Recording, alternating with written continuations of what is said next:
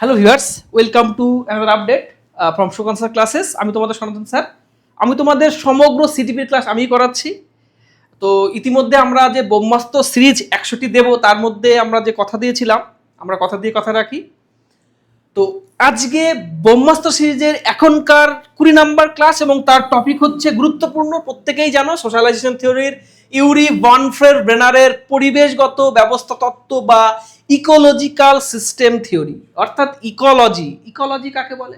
অর্থাৎ একটা জীব বা জীবগোষ্ঠী প্রাকৃতিক পরিবেশের সঙ্গে মানিয়ে নিয়ে বসবাস করাকে বলা হয় ইকোলজি। ঠিক তেমনভাবে একটি শিশু যখন কোনো পরিবারে জন্মগ্রহণ করছে, তারপর থেকে যখন সে ধীরে ধীরে বড় হচ্ছে, সে ধীরে ধীরে কি হচ্ছে, এক জায়গা থেকে আরেক জায়গায় কিন্তু ট্রাভেল করছে, এক স্তর থেকে আরেক স্তরে যাচ্ছে।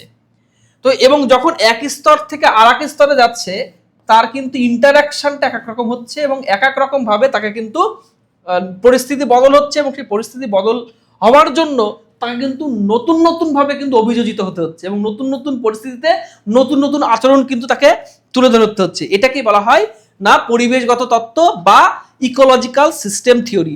তো প্রথমে একটা শিশু যে কিন্তু পরিবারে আছে, অর্থাৎ মা বাবা এবং ভাই বোন সকলের সঙ্গে রয়েছে, তারপরে তারপরে পরিবারের পরে কিন্তু স্কুল বা বিদ্যালয় তৈরি হচ্ছে, সেটাকে বলা হচ্ছে মাইক্রো সিস্টেম। ঠিক আছে, পরিবারের পরে যেটা হচ্ছে কি মাইক্রো সিস্টেম।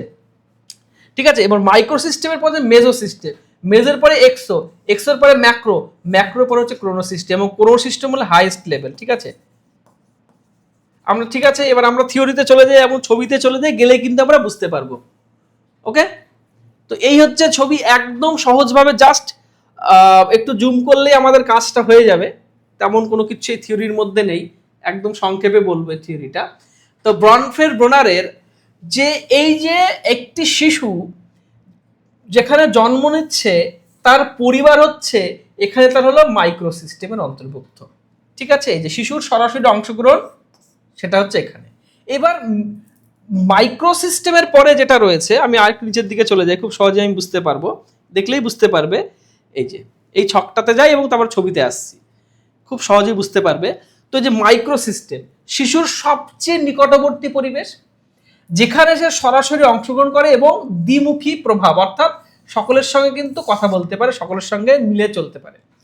পরিবার, মা বাবা, ভাই বোন, শিক্ষক, বন্ধু বান্ধব, বিদ্যালয়, সহপাঠী, এটা হচ্ছে কি মাইক্রো সিস্টেম, অর্থাৎ ইন্ডিভিজুয়াল, মানে আলাদা আলাদা প্রত্যেকের সঙ্গে সম্পর্ক, এটাকে বলা হচ্ছে অণু। এবং চলে এসেছে মেজো সিস্টেম, তার পরবর্তী স্টেজ, শিশুর বিভিন্ন নিকটবর্তী পরিবেশের সঙ্গে পারস্পরিক সম্পর্ক সংযোগ, বিশেষ করে অভিভাবক ও শিক্ষকের সংযোগ, পরিবার ও বন্ধুদের সম্পর্ক, বিদ্যালয় প্রতিবেশীদের সম্পর্ক, এইটাকে বলা হচ্ছে না মেজো সিস্টেম। অর্থাৎ শিশুর একে অপরের সঙ্গে ব্যক্তিগত পার্সোনাল যে টাচটা, সেটাকে বলি আমরা মাইক্রো সিস্টেম। তারপরে এবার হচ্ছে মেসো সিস্টেমে কি হচ্ছে, শিশুর সঙ্গে সরাসরি যোগাযোগ নেই, কিন্তু মনে করো এই যে প্যারেন্ট এবং টিচারের যে একটা রিলেশন বা যোগাযোগ, এইটা কিন্তু শিশু বিদ্যালয়ের সঙ্গে স্যারের সম্পর্ক রয়েছে।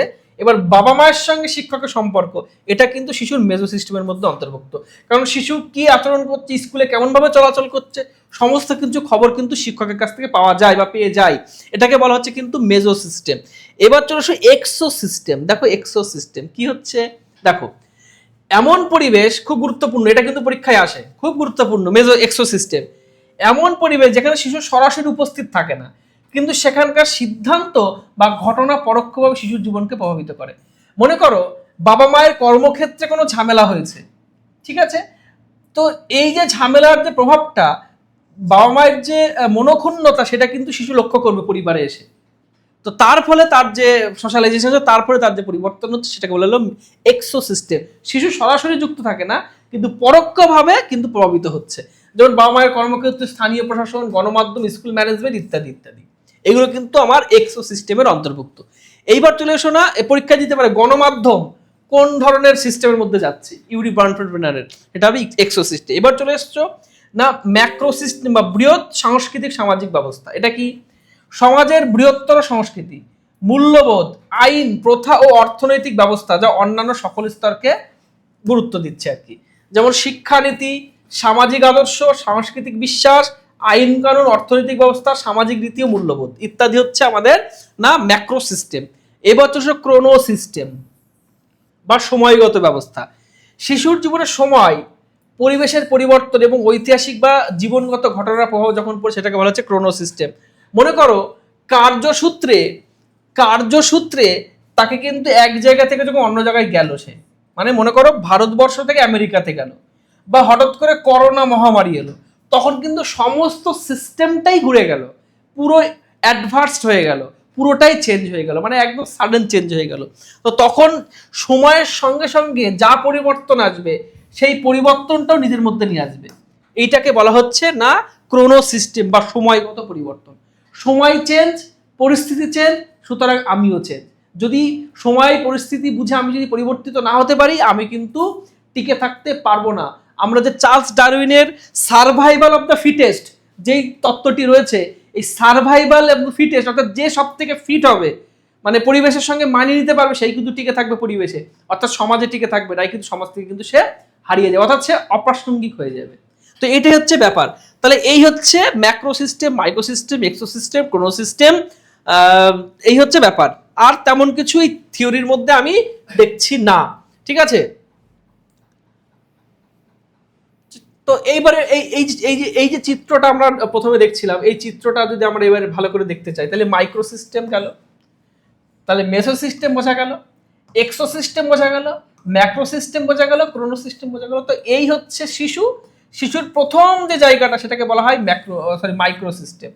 তার পরের লেয়ারটাকে বলা হলো মেসো সিস্টেম, তার পরের লেয়ারটাকে বলা হয় এক্সো সিস্টেম, তার পরেরটাকে বলা হয় ম্যাক্রো সিস্টেম, তার পরেরটাকে বলা হয় ক্রোনো সিস্টেম। এইভাবে কিন্তু ব্রানফেল্ড ব্রুনারের যে ইকোলজিক্যাল সিস্টেম থিওরি, যেহেতু ইকোলজি অর্থাৎ পরিবেশ পরিবর্তিত হচ্ছে, সেই পরিবেশ পরিবর্তনের জন্য তার ভিতরে যে আচরণের পরিবর্তন হচ্ছে সেইটাকেই নাম দেওয়া হচ্ছে, ব্রানফেল্ড ব্রুনার নাম দিয়েছে ইকোলজিক্যাল সিস্টেম থিওরি বা হচ্ছে পরিবেশগত ব্যবস্থা তত্ত্ব। এই হচ্ছে তত্ত্বের মূল নিগুড় বিষয়। এইবার তোমরা যদি এইরকম মজাদার ভাবে প্রস্তুতি নিতে চাও, আমাদের কিন্তু মাস্টার টেট ব্যাচ, কি বললাম, আমাদের এই মাস্টার টেট ব্যাচ কিন্তু চলছে ইতিমধ্যে। আমাদের ইন্ডিপেন্ডেন্স ডে স্পেশাল কিন্তু রয়েছে,